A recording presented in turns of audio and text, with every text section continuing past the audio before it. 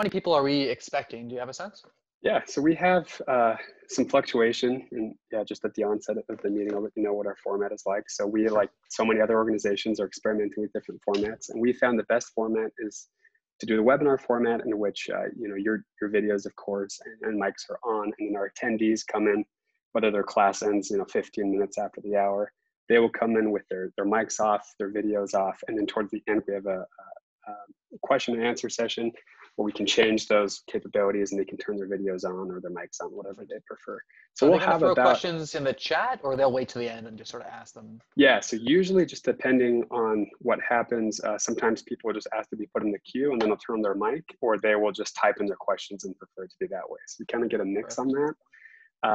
And yeah, I'm guessing we'll get close to about 50 participants, which is pretty great. We're excited for this. Perfect. So thank you both so much, and for joining us today, and thank you to all of our attendees. Today we have a very exciting and of course a very timely event. Let me introduce briefly our speakers today. Our first is Karen Harned. She serves as the Executive Director of the National Federation of Independent Business, Small Business Legal Center, a post she has had since April 2002.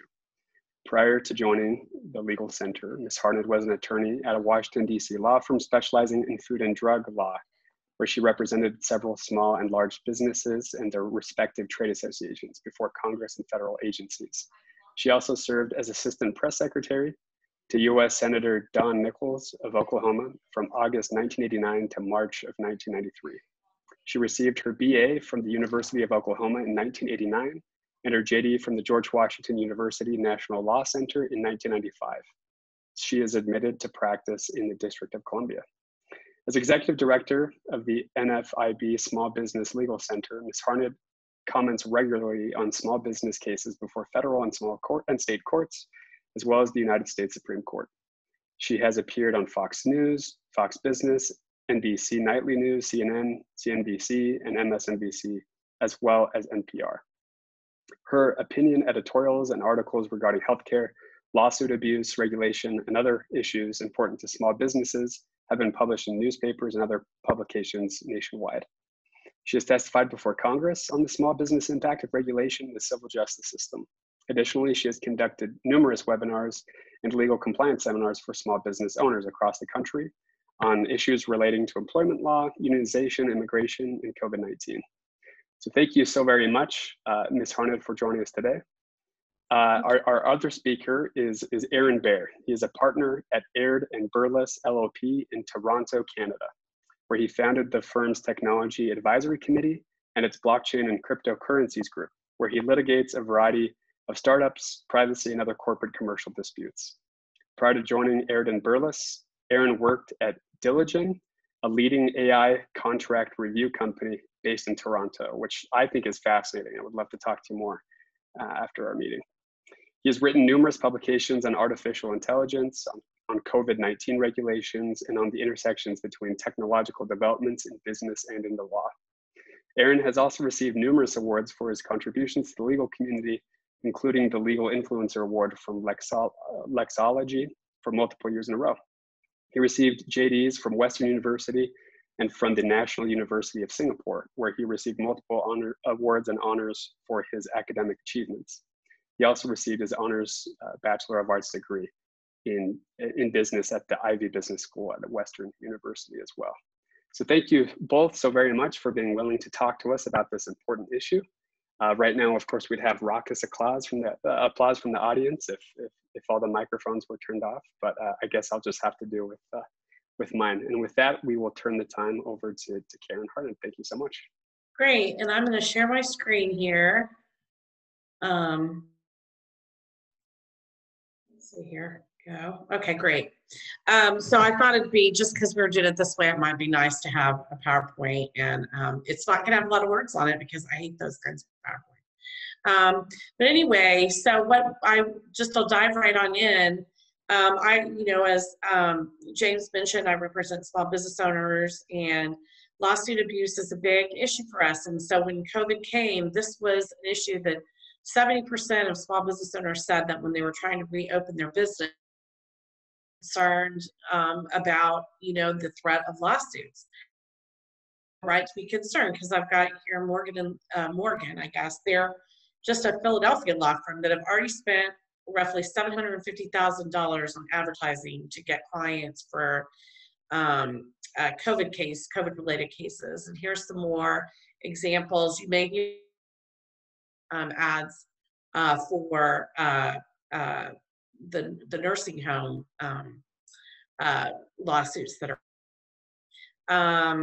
and just more examples here. But this one I thought was funny, or not funny, actually kind of disturbing, because down at the bottom here, they say, oh, here's how you can sue your healthcare provider.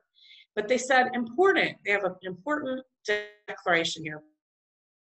Bradley strongly believes that our first responders, doctors, nurses, and hospital staff are heroes serving on the front lines, and we thank them for all that they do. So I just thought that was kind of interesting, right? That little disclaimer there right after they said, if you want to sue them, come to us. How many lawsuits we currently have in the United States? This is, I think, as of just last week. So it's 5,600 or more. And then in Utah, we have, sorry, I'm trying to catch up with you guys, 29. So you all are actually one of the smaller, you all have the least, one of the least amount of cases of the different states. So way to go, Utah. Let's see. So what kind of claims are being brought? So these contract claims are one, and you're gonna see why really quickly. So even BYU has been, I know this is your law school, but one of your undergraduate students sued, I think, I know at least in August he had the suit on file and was actually looking for additional plaintiffs if anybody is undergraduate and wants to do that. But anyway, so they're saying basically the students, you all aren't getting the benefit of the bargain. I am going to this excellent university, but I don't get all of the things that I would normally get as a university student, and therefore I'm owed money by the university. So that's the first example here. And then, I'm sorry, one second, I'm having technical difficulties on my end. Okay, there we go. Then turnkey, this is a big, I mean, this is the same for, like, as I'm going to go into others, you know, they're like a VRBO type of business. And after the stay-at-home orders took place, turnkey allegedly sent customers notifications saying they're not going to give them refunds on their deposits, but they'll let their deposit be applied to a future vacation rental. And that is the same that you've seen with the airlines. And so that remedy wasn't good enough for a number of plaintiffs that have sued. Interestingly, though, it may be good enough for the courts. And so we've seen a number of decisions recently where the courts are saying, look, if the company basically got out in front of this and they're offering like a credit, you know, or something like that, that may be good enough. So it's going to be interesting to see. I think, you know, honestly, it's like so much in this area, you know, in these kinds of, you know, tort forms, civil liability, you're going to have it be very judge dependent. But so far, a lot of the airlines are stuck in major class actions, but there's been at least one case that actually I think came out of Canada where there was a good result for the company. Actually, it wasn't Canada, it was Norway. But and then similarly, and not surprisingly, gyms, you know, everybody, you know, couldn't go to the gym, and they were still getting charged their membership dues. And so, you know, LA Fitness has been sued, just a number. That's also one where, you know, the gyms might get some relief here. Florida federal did not have Article 3 standing to maintain a class action because he'd already received a full refund of his membership dues.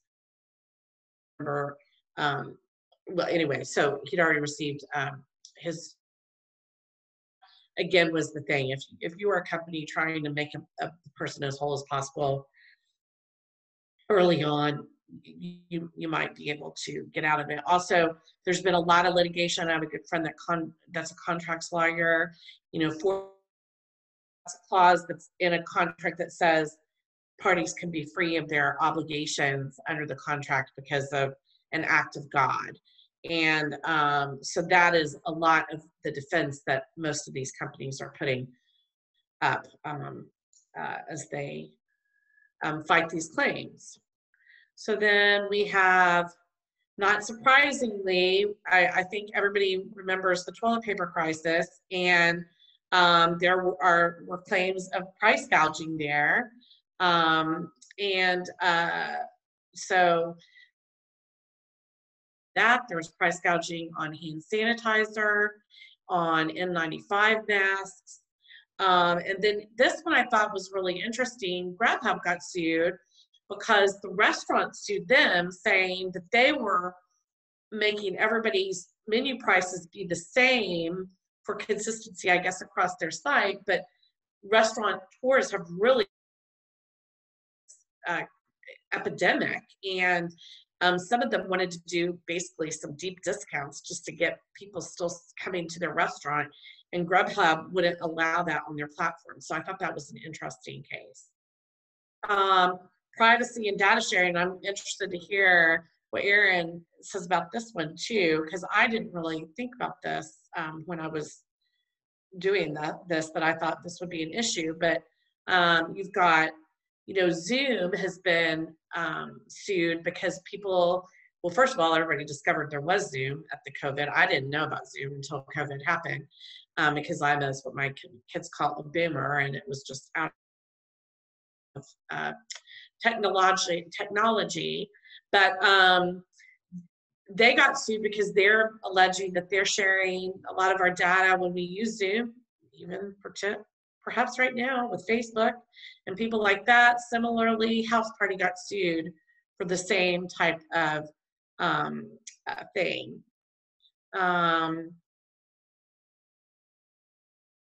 Sorry, and then we've got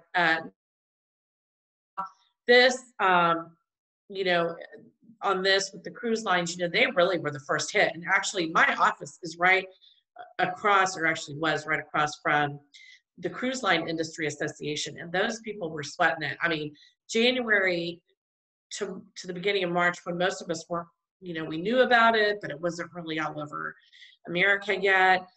They were feeling it, because I don't know if you remember those news stories of the people sitting on the boats. Well, they're saying, negligence, they didn't have enough cleaning supplies, they didn't have enough procedures in place. So those lawsuits continue. The nursing home situation, again, I have a friend that's general counsel for one of the big companies there. They are going to see, they're already seeing negligent, wanton, willful disregard. There's deaths associated. I mean, that's really where a lot of the deaths are occurring. So, say, look, I'm not going to suggest that every lawsuit I'm covering here is without merit and shouldn't have been filed. What I am going to be continuing to make the case about is there's a lot of exposure out there for businesses. And, at the end of the day, we're going to argue, or we argue that from the small business perspective, businesses can only be in charge of so much and can only control so much of this uncontrollable virus. So liability protections are definitely needed. But again, I think, with nursing homes, and you had staff coming and going from 2 or 3 different establishments a day, I know that as a fact. And, so the procedures that they had in place are really under scrutiny. Now there's been at least 400 cases filed in the U.S. Against nursing homes. And then now we've got securities. And this was another interesting one that I hadn't really thought about until I was doing my research for this presentation.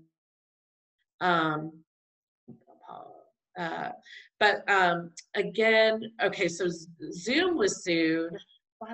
I'm sorry. This is why I'm a boomer, because I can't manipulate this as well as my kids.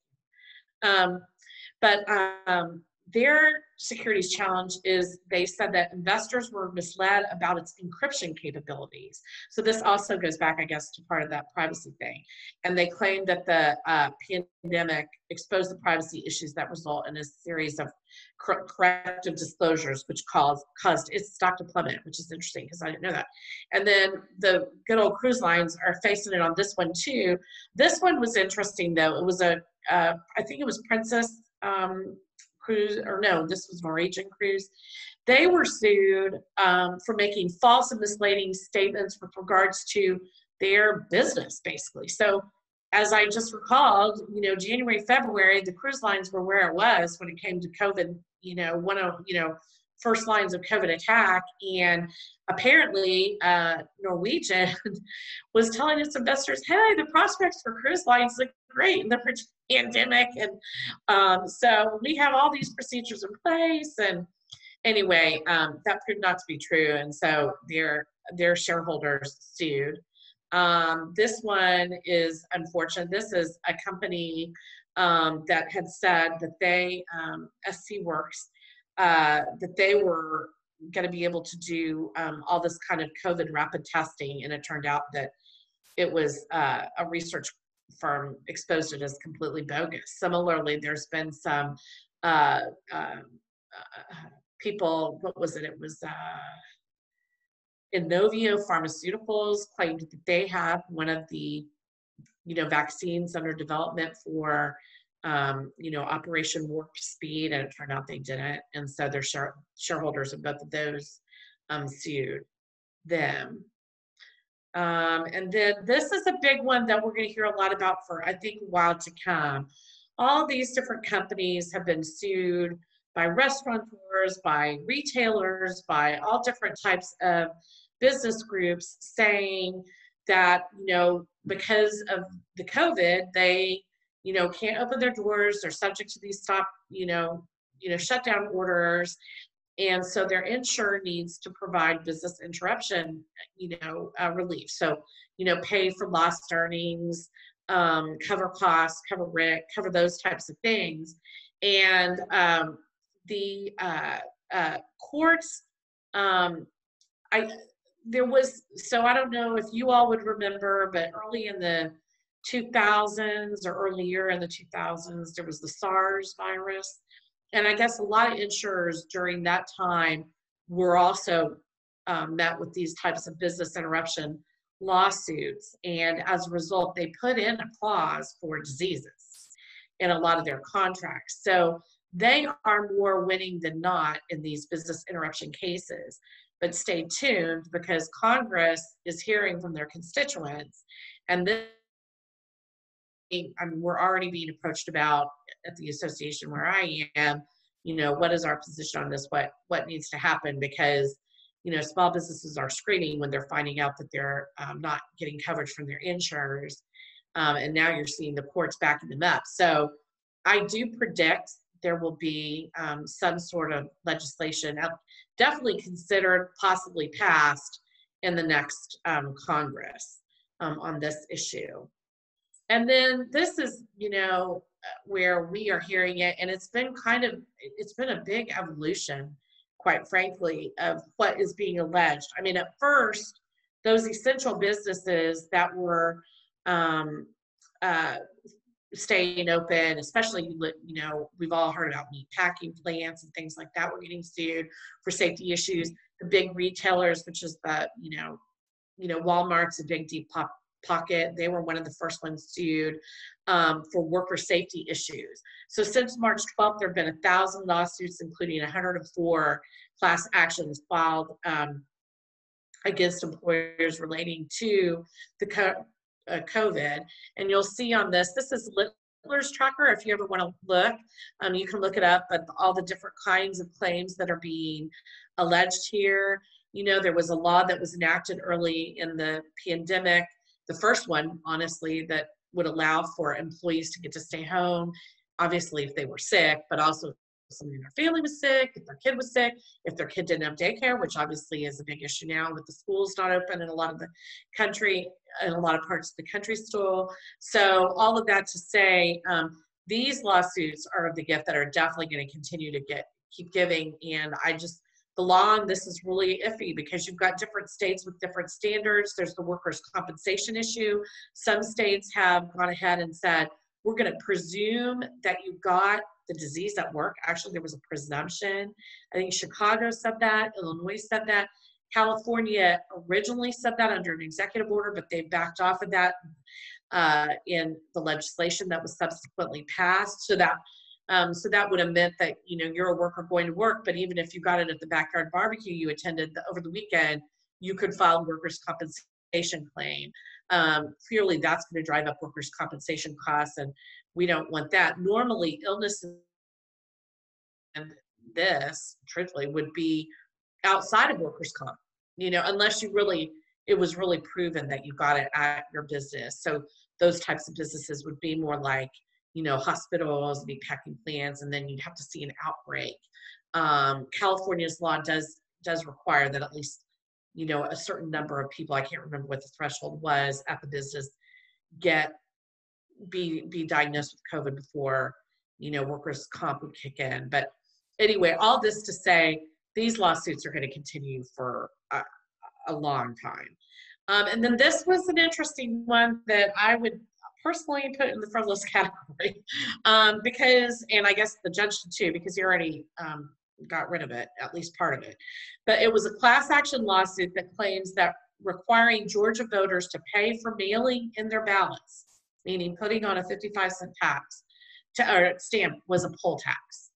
And I just thought I personally think that's bridge too far. I don't know what other people think, but that's an example of trial bar getting a little inventive, if you will.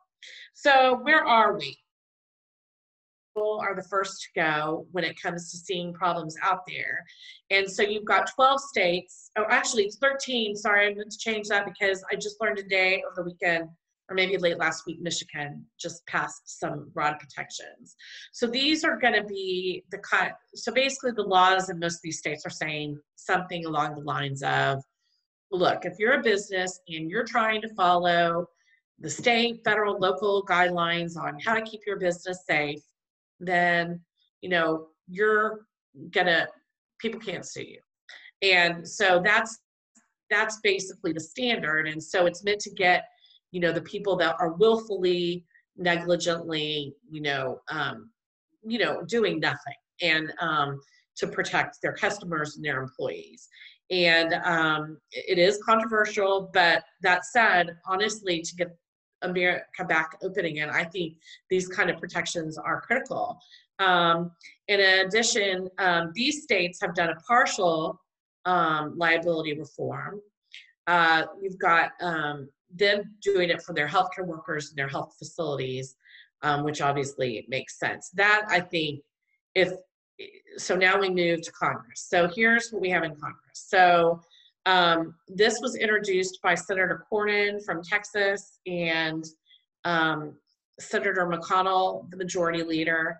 And it is broad.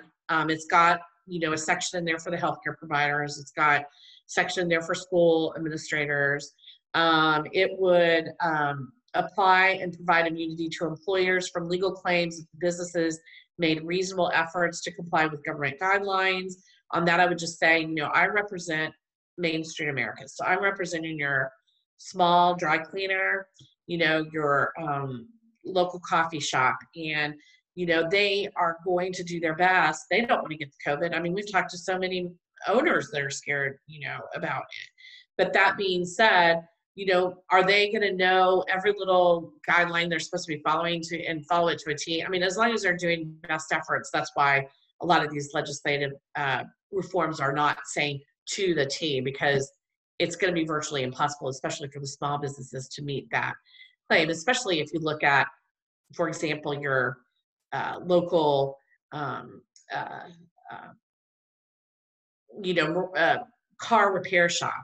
There's standards for what they're going to need to do to keep that clean versus what, a restaurant that serves 100. I mean, those are stark differences. So I think that's also meant to give a little wiggle room in there for that. It's also going to, one of the things that's the federal bill would propose is that these suits be easily moved to federal court and not state court. It's believed that there'll be more protection, quite frankly, for the defendants in federal court than in state courts. The draft bill also will cap punitive damages and then give employers the right to countersue for meritless claims.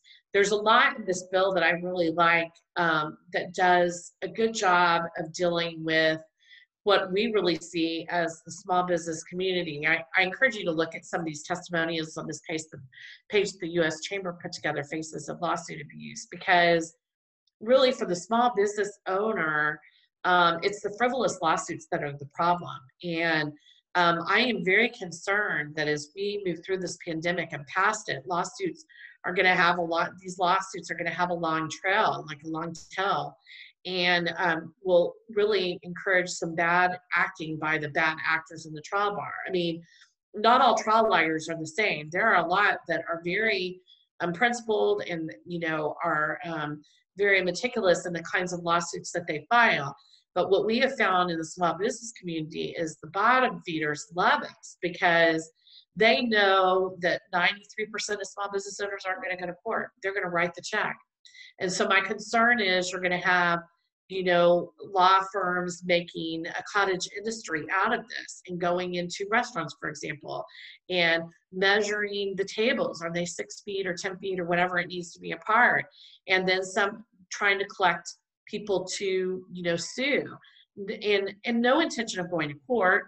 And truthfully, probably no intention, based on what we've seen with Americans with Disabilities Act lawsuit abuse, no intention of even getting changes at the restaurant.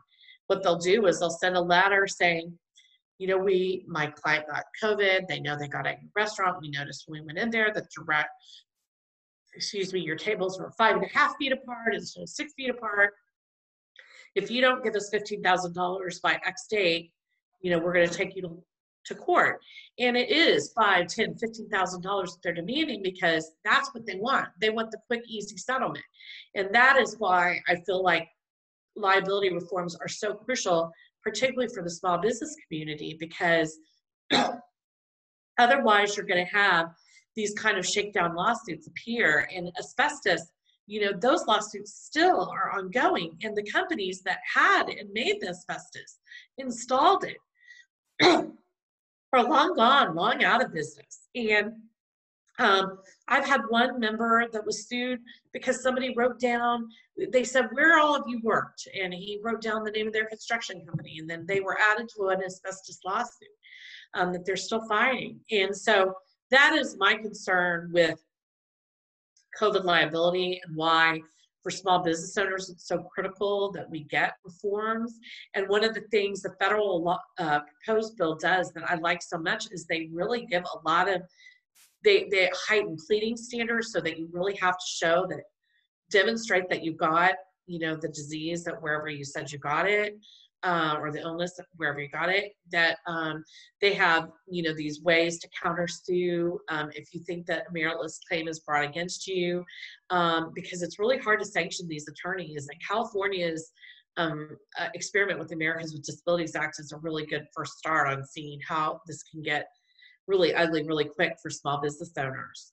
So with that, this is my information, and I think, after Aaron, maybe then we could take questions, but feel free to contact me if you ever have any questions, or, even if you're interested in just learning what it's like to be a public interest law lawyer representing small businesses, or just want to get into that line of work, I'm always happy to,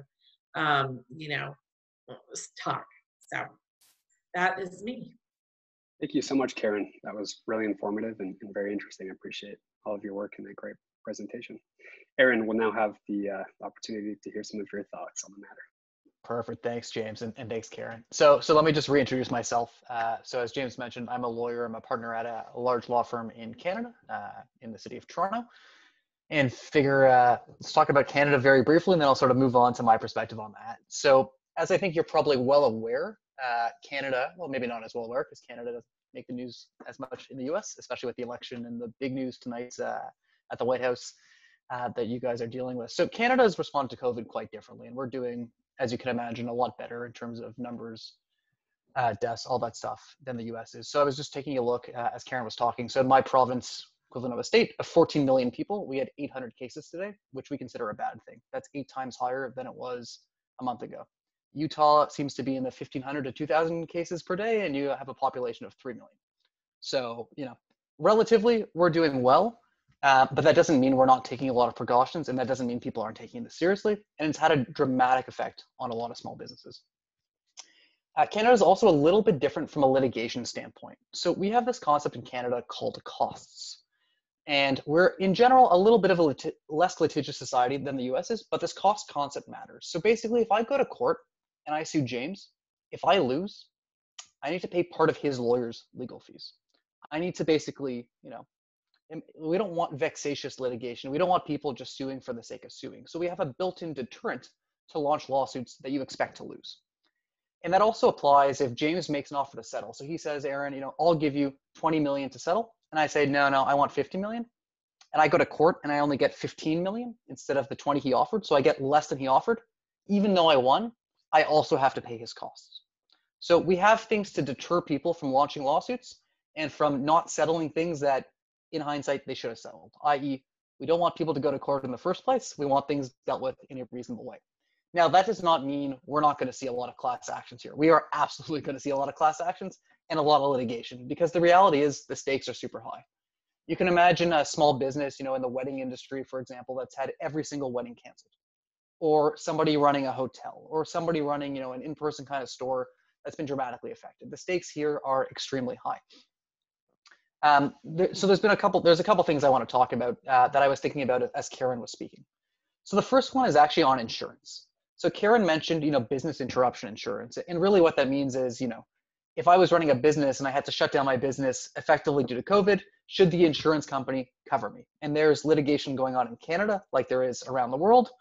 I don't think they're going to be too successful, but that might be one remedy that some small businesses have to sort of get reimbursed for their lost sales or lost revenue. But there's another element too, which is the actual costs that small businesses or businesses in general have to pay for their actual insurance.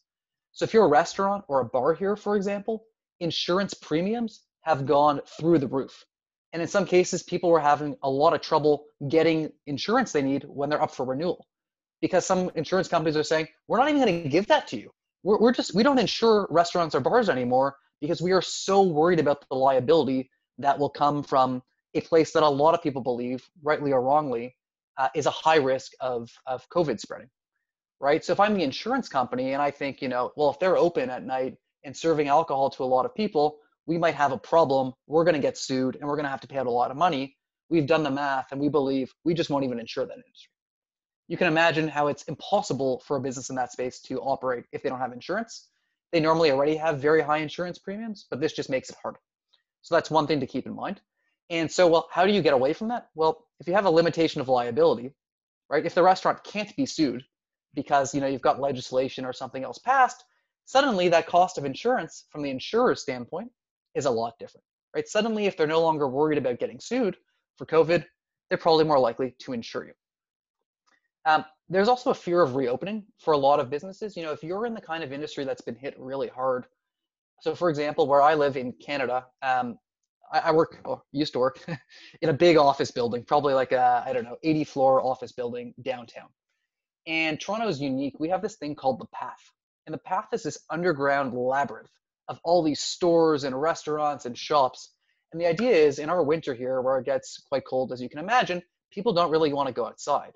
So when they built some of these buildings, they were smart. And they basically created this underground ecosystem. And I can walk, like 3 miles, for example, underground, all these shops, all these kind of businesses. And they are so dependent on all the office workers in these buildings. Right? So when those office workers are gone, which is the case right now with so many people working from home, they don't have the volume they need. So they're still paying super high rents as if they were, in really popular areas, but they have almost nobody coming by. So you can imagine then if your number of customers you're expecting to serve in a given day has dropped a lot, and you're worried about being sued when customers come in, you might just decide not to reopen. You might say, why reopen? I'm going to make $10 a day and I might get sued for COVID and go out of business. It's not worth it. So what does that mean? It means you furlough or fire your employees. It means you shut down that business. It means you may never reopen. There's a lot of real effects to businesses because if they're doing the math and worried about getting sued, even if they might be able to churn a small profit or at least offset some of the rent costs, they might just say, I'm really going to do it. And in Canada, and I think it's probably true, Karen would probably say in the US as well, small and medium-sized businesses are the backbone of the country. There are so many of these businesses you've never heard of, you'll never deal with, you'll never know they exist. And I work with a lot of small and medium-sized businesses, and I didn't know any of these existed. They're not the sexy businesses. They're not the ones on TV advertising a lot of the time. They're small companies, whether they're mom and pop or family-owned businesses, or, they're these companies that the country is integral on, both for taxes, both for creating, goods and services. And if they go under, there's a huge challenge, right? From a welfare standpoint, from a tax revenue standpoint, from a human standpoint, there's a lot of risk. So what's happening in Canada? So where I live right now, our government we've got a conservative government here, so right-wing-ish kind of government, and they actually just proposed about a week ago. They put forward a bill, and what they're suggesting to do, if this bill passes, which I think it will, they have a majority, is to provide liability protection to some workers, businesses, and nonprofits against COVID-related lawsuits. And what they're proposing is that anyone who's made an honest effort to follow the public health guidelines while working or volunteering, so maybe you're coaching a soccer team or you're doing whatever, cannot be exposed to liability in civil proceedings. However, if you're willfully negligent or grossly negligent or deliberately endangering other people, not covering you. But the idea being, if you act honestly and follow guidelines, or I should say, an honest effort, doesn't even mean you had to be successful. Just means you took reasonable steps. You did what you thought was right to follow those guidelines. Then, in theory, you're not going to be liable. And the interesting thing here is, it's retroactive legislation, which is unusual. Retroactive legislation is generally frowned upon. You shouldn't be changing the rules of business afterwards, right? Imagine you made something a crime that wasn't a crime. I do something on March 12th and it's legal, and then 5 months later they say, hey, this is now illegal, retroactive to March 11th. You wouldn't be happy because you want certainty. But the idea here is people have just been having to react over the last 5, 6, 7, 8 months, and there were risks. And should they be blamed for the steps they took when we had imperfect health information, when they followed the rules and did their part, and in the process had to close down, lost revenue, may have gone out of business? So you can imagine there's two sides to this story. The businesses are obviously happy, especially long-term care homes and other places that had some really bad outbreaks. We saw that in the US. Seattle started with some really bad long-term care outbreaks, and where I live, the same kind of thing. As we all know, I think elderly people are more likely to not respond so well to getting coronavirus. But it would apply to all sorts of businesses. And so from a business owner's perspective, you're exhaling. You're going, okay, I'm doing my best. That's quite frankly the only real standard we can ask for these days. If I'm following the public health guidelines, I should be protected. And I think there's a really strong argument to say that makes sense.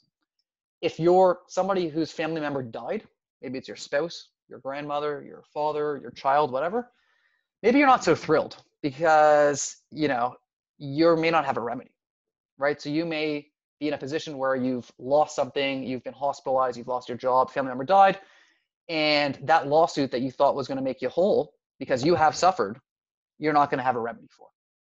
Certainly class action lawyers, personal injury lawyers, not super thrilled with things that will take away their livelihood, which is suing people for these kind of things. But I think at the end of the day, we need to be in a position where businesses can reopen safely and in a way where they don't need to worry that every single customer is a lawsuit threat, right? That if they follow the rules, they can get sued. That's not really a fair standard for a business. And you can imagine, there are essential businesses that have been open this whole time, whether it's, in the food industry, think of these plants where you've got people on an assembly line, really tough to social distance. You've got essential workers at offices, you name it. It's one thing to say, we didn't take any steps. We didn't socially distance. No one wore a mask.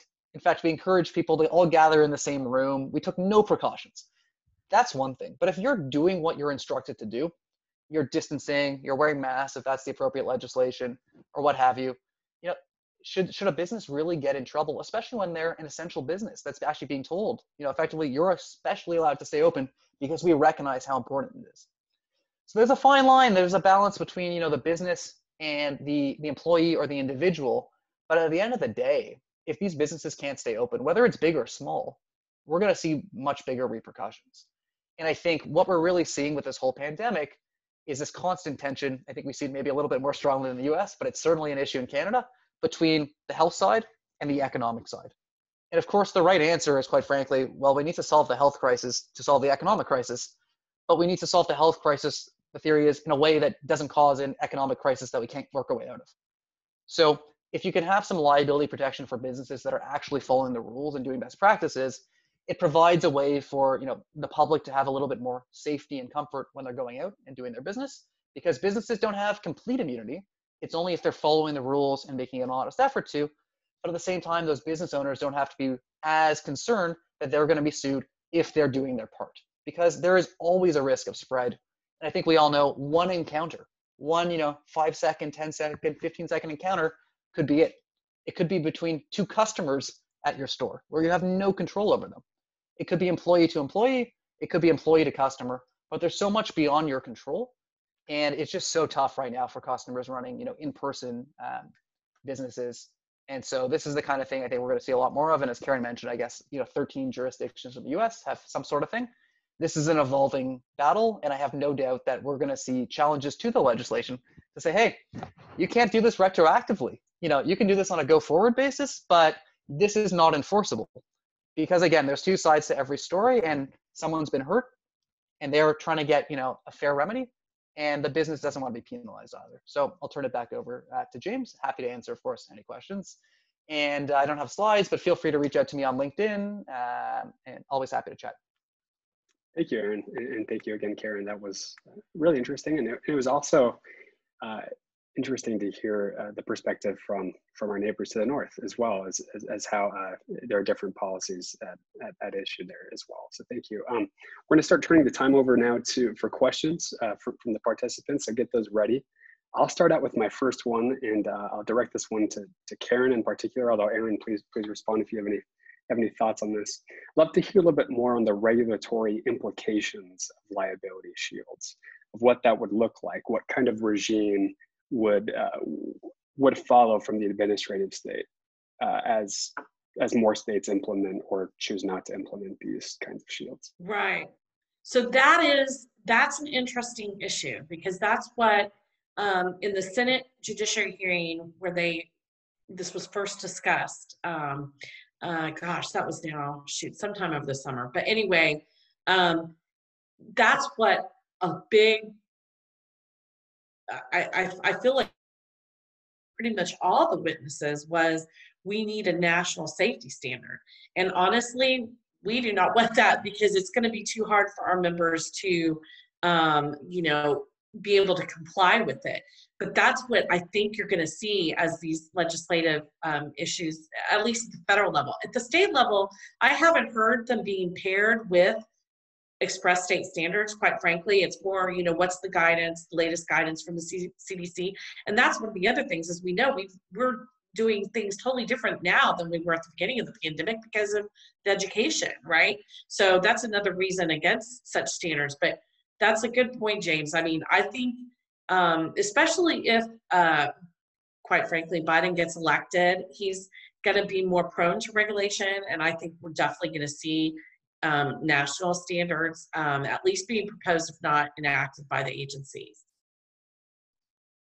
Thank you. Aaron, I don't know if you have any thoughts on that. Yeah, for sure. So from a Canadian standpoint, I mean, I don't think we're going to see too much at the national or federal level, simply just due to constitutional things. It's really under the jurisdiction of the provinces or the state's equivalents. So what we are seeing, though, is every province handling things differently. And just like you're seeing every state in the US handling things differently. And it poses some interesting situations, because what may be, an honest effort in one state or good practice in one state may not be the same in another. And, there are lots of things that from a science standpoint, you probably should be doing this, but there are a lot of states that are sort of saying, you don't have to do that. So if you're following what your state says, but you are negligent in some other ways, arguably, it'll be sort of interesting to see how that goes, because certainly, and I'll give you actually an interesting example. Where I live, we shut things down, then we release, now we're moving a little bit backwards. There was a spin class. So at a fitness studio, an exercise bike kind of class, in a city about an hour from me. there was no requirement in gyms for people to wear masks, even though exercise is one way you can certainly spread coronavirus, especially with heavy breathing, which is what happens if you do a spin class. 70 plus people have gotten COVID from that spin class they've done through contact tracing. It's probably going to end up being higher. But they actually followed all the rules. There were no requirements for there to be masks. The bikes were spaced more than 6 feet apart. They didn't break any rules. So should they be liable? It's an interesting question because, well, the guidelines probably should have said, exercising should look a little different, but you can imagine it's also much harder to wear a mask and to exercise. So were they negligent in following the rules? It's tough, right? I mean, I don't know how you can hold people to a higher standard than the specific rules that our governments we're trusting is giving us. But at the same time, they are absolutely going to get sued.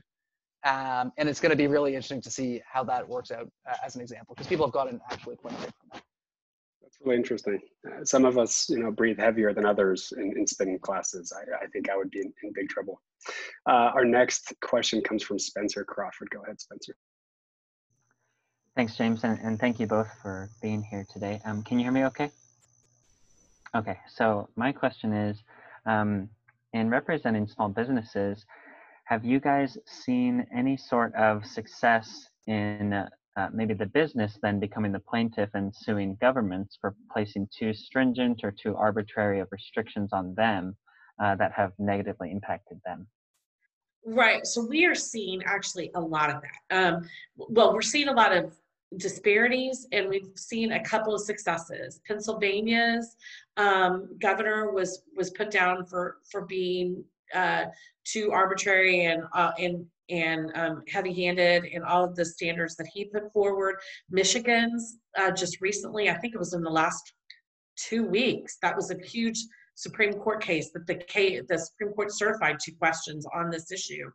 But I've talked to members, a member actually in Oregon, and he has a meat packing plant, and his locality has let from the beginning the bigger businesses that have meat packing run an extra shift, but he was not allowed to until he basically exposed them for disparate treatment. So I think these are issues you're going to continue. They definitely already presenting, some winning, some losing, but I think you're going to definitely see these continue for a while. On our end, I'm not sure we've seen any cases yet, not that I'm aware of, COVID related. We certainly have seen them historically where, as Karen alluded, you take the position that they're ambiguous or unconstitutional or vague or those kind of words. COVID-wise, yeah, we haven't seen that here. What basically happened in a lot of places is, to start, a lot of businesses were shut down. This is like, I don't know, early April or whatever that was. I've lost track of time. But essential businesses were allowed to stay open. And the question, of course, is what's an essential business? If I supply an essential business, or traditionally essential business, and I'm a supplier of goods and materials to them, well, then I'm probably actually essential. So what ended up happening is this list of essential businesses was province by province, but some of these got pretty unwieldy, to the point where pretty much anyone, if they wanted to, could take the position, because they were, quite frankly, ambiguous in a lot of cases, that they were an essential business. So that's one way sort of people could take that position is, look, we are an essential business. The other way is through lobbying. So we've seen a lot of small business lobbying efforts, the restaurant industry, the aviation industry, you name it, understandably banding together, because as a small business owner, it might just be you and another person, or just you. There's no power in that. But together, through an industry association, there's obviously a lot more power. So really doing, successful lobbying efforts to speak to politicians to say, here's the day-to-day reality on the ground. I know you're doing this, but you need to understand, like, if you don't make these changes, you're going to see, 50,000 people out of work, in a month. So think about this when you're drafting stuff. Either help bail us out a bit, or let us stay open. I think around the world, one of the biggest ones you're seeing now is bar and restaurant closures. So I know the UK has gone through this recently, Spain, Italy, these things where they're shutting people down at certain hours of night. The restaurant industry's position is effectively, if you shut us down, they're just going to have private gatherings, which are unregulated and is much worse. The government's position is people will magically stay at home and not go out and do stuff. Again, there's different perspectives, but all I have to say, I think you're seeing a lot of lobbying and a lot of sort of those kind of efforts to shape the original policy, because once the rules are in place, you can sue all you want. But if you're going to stay open now in contravention of those rules, you're at risk of getting fined and shut down permanently, and that may not be desirable. Okay, time for 2 more brief questions. The next is Christopher and then Julie Brooks. Take it away, Christopher. Thanks. So COVID, of course, is unique. I mean, high infection rate. I mean, it is the crisis of our times. But before this happened, I don't ever remember hearing business being sued if somebody got the flu and then died. Is this going to now change? Do you think that this is now the new normal? If there's somebody gets the flu, the regular flu, and then gets sick, or any other type of illness, is this just now going to tell small businesses? I mean, basically, are small businesses ever going to get back to what they were before? Or is this now the new normal that if you get sick at a business, there's now this precedent to sue? I hope not. I mean, I think only time will tell. Honestly, like with the flu, since it's been so long, I mean, look, there's certain trial lawyers, again, I really cannot stress this enough, because there are the big, White-heeled trial bar, they are not going to do those types of suits. It's just, there are some that are just, I call them the bottom feeders, because that's what they are. I mean, they're just trying to make a quick buck. So can I say they're never going to sue? I mean, sure, like now they may view this, they're always looking for new and creative theories. So now maybe this is the entree, the gateway into suing on other illnesses that they think are contracted there. But I would like to think, first of all, that the courts are going to shut that down. And if that really became a big deal, that, Congress might even step in, but who knows? So I have maybe a slightly different view, although I do want to go back to one of Karen's points from about 30 minutes ago. So she mentioned asbestos, and that's one of Canada's a leading exporter of that, which is terrible. And asbestos is actually named after the town of Asbestos in Quebec, which is one of the provinces in Canada. So fun fact, we have a history of asbestos production and exportation that obviously we're not super proud of. On a more direct note to your question, so I mean, businesses have always been sued to some extent if someone gets sick. So if you go to a restaurant and you get food poisoning and you die, yeah, you might get sued. If you buy a product from a store and it explodes, you buy whatever it is, you might sue them for, product liability. But it all comes down to tracing at the end of the day. So with the flu, good luck proving where you got that from, right? Like, it's pretty much impossible to trace it to that. The flu also spreads very differently than COVID. And generally people don't die of the flu. Obviously some people do, generally again, more elderly people, but there's a lot less tracing, right? So when you think about a restaurant, well, why do they get sued? Because they go back and they find out, okay, 8 people had the same fish dish there, and they all, there was a salmonella outbreak or some other kind of outbreak. Salmonella is obviously not the fish one, but all that to say is they trace it back and try to figure out, where was that source, and then try to figure out, well, is there a claim? Was there negligence? Was there something else? So I think like romaine lettuce is one of those examples, right? I think we had earlier this year where they trace it back to a specific place. We had red onions, I think, earlier this year as well, coming from somewhere in the US. With COVID, because of all the steps people are taking to trace it, because it's so important in stopping COVID, that's where you say, okay, well, this spin studio, for example, they have determined was the source of that outbreak. And then you go back and say, were they negligent? Did they take the right steps? So I think most things aren't this level of traceable and they aren't this contagious. And so I think that's a big thing. And that's why we're seeing stuff here, is because now I can say, seems pretty clear. If I'm a lawyer, I need to prove that this location caused it. So if I know that I got it from here, I'm really far along in terms of bringing a claim now. Now I need to prove they were negligent or something else. So I think that's why we're seeing more of it here. And there's a lot more money at stake, just given all the business shutdowns. I'm getting some PTSD in terms of traceability from the rat in the Coca-Cola case, and determining who's at fault for that. So it's kind of fun to remember that. Last question from Julie Brooks. Julie, take it away. Hey, I'm Julie. So I was wondering about this whole process of deeming a business essential or non-essential. There was a case that I'm sure you're probably aware of in Pennsylvania where the judge found that that process was arbitrary and a violation of due process because so one of the things he cited was that a small local hardware store was deemed unessential and had to close down, but the Lowe's in the same area was allowed to remain open. And I was just wondering, I'm like, that's a very compelling argument that it's not about being essential, it's about who's in the politicians' pockets, right? And I'm wondering, is that the norm or is that an extreme example? And what are your thoughts? Is this whole deciding whether something's essential or not essential, is that completely arbitrary? Is it a violation of due process? or is there actually some representation going on there and some really good thought and foresight going on there? Well, I think it just depends on the state, quite frankly. I mean, the ones that have lost, Pennsylvania and Michigan, I am not surprised they lost because it was outrageous what was going on there. I mean, Pennsylvania, the list was just I mean, you pointed out a really good, list there. Michigan, you could go to Walmart and you could buy like food, but you couldn't buy fertilizer. But they sold it there. I mean, it was like, and I'm not here to defend Walmart, but I'm just saying that's insane. And I mean, so I really think definitely in Pennsylvania, it was who had the most money to lobby to get an essential business exemption.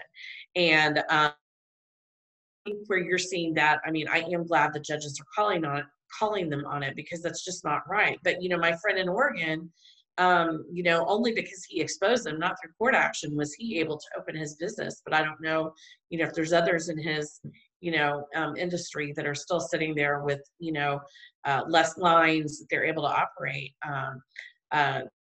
during a 24-hour period for, meat processing or whatever. But I guess, I think that's why it is important these suits are being brought, because I do feel like, quite frankly, if I'm looking at it, when we were looking at some of this at the very beginning, because I do litigation on behalf of small business, we wanted to wait and kind of see, because, you're in the middle of a pandemic, and you want the governors to be able.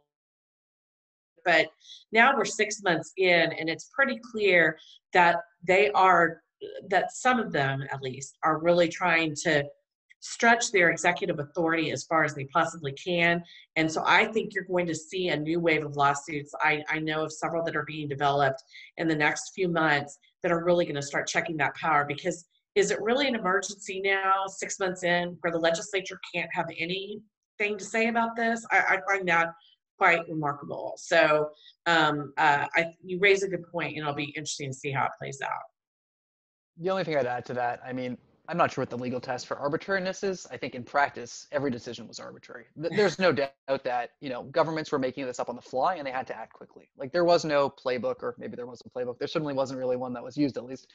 And I don't think they'd ever had to think before about what was an essential business and a non-essential business. And if you actually had to start that exercise from scratch, you discover it's a lot harder than you think. Because, how does that essential business, as I said before, get the things it needs to do what it needs? And on the one hand, it's really easy, and where I live almost got to the point where pretty much anybody, as I said, could be an essential business, which clearly was not really helping on the health side. The flip side, obviously, is economically, you need to make it work. So right now, for example, gyms in some area had to go back to certain rules, but then they just allowed dance studios to not, and they're trying to distinguish, well, what's the difference? Is it about like how much you exhale? Is it about that? There's arbitrariness in all of this, and there's no doubt that people are getting lumped into categories they don't deserve to be in, because you don't want to create 5,000 different categories, because that would be impossible to interpret, and everyone would need a lawyer. So I like to believe governments are trying. There's no doubt they're being influenced by lobbyists for better or for worse. And sometimes they're just making bad choices with the information they had. And I like to see, when governments realize they made a mistake, to make some changes. Say, you know what, you're right. This was too broad. We hadn't considered this. And a perfect example is actually in Canada, we came out with some some compensation for businesses going straight to the businesses for wages. And when it first came out back in, I guess, early April or whatever, it was this nominal amount of money. And all the businesses were saying, like, this is just not going to work. Like, this is not enough to incentivize me to keep on these employees. We're just going to furlough everybody. They came back and they said, no, we got to jack this up substantially. And they did. And that kept a lot of people afloat. Now, that's been criticized from helping fund too many businesses who didn't need it. And now they have all these things. But the point is, what becomes a simple program can end up becoming the world's most complicated program, which is actually what's happening with some of them. And then people will say, well, I don't know how to access this, and I'm afraid of accessing this because now I'm worried I'm going to get in trouble for trying to get government money to stay alive, because maybe you're going to claim I didn't qualify. So there's a fine line, as always. But yeah, there is definitely a level of arbitrariness. There's no doubt. And there are some businesses that have been unfairly penalized for things that were not at all their fault. And that's not right, for sure. Thank you both. Again, this has been one of my favorite events of the year, and I feel like I'm at least thinking about some of these complicated factors at issue in a way that I haven't thought about before. So thank you both. I really appreciate it. As always, we invite everyone to come back on November 5th. We'll be having an event on the legality of police chokeholds and the constitutional extent of police force, which is another salient issue right now. And we invite you to, if you'd like to continue the conversation, we've had some really great questions and interactions with the speakers today. We invite you to look at our Twitter, Facebook, Instagram pages, where we can continue to discuss with one another and learn more. And as always, I'd like to specifically thank Aaron and Karen one more time for the way that you engaged in civil, thoughtful discussion. One thing that we are focusing on right now is showing and leading the fight and showing that we can talk about difficult issues in a very civil way to help one another, and instead of to make more and more divisions between sectors and interests. So thank you both for that. And with that, we will dismiss the rest of you. Look out for those DoorDasher codes, and thank you again, Karen and Aaron. Hope to see you again soon. Maybe next year, when hopefully COVID is on the mend, and maybe we have some herd immunity. I'd love to have our Federalist Society chapter fly you out to Utah so you can come see a beautiful campus, do some skiing, etc. So thank you both, and everyone have a fantastic day. Great, thank you all.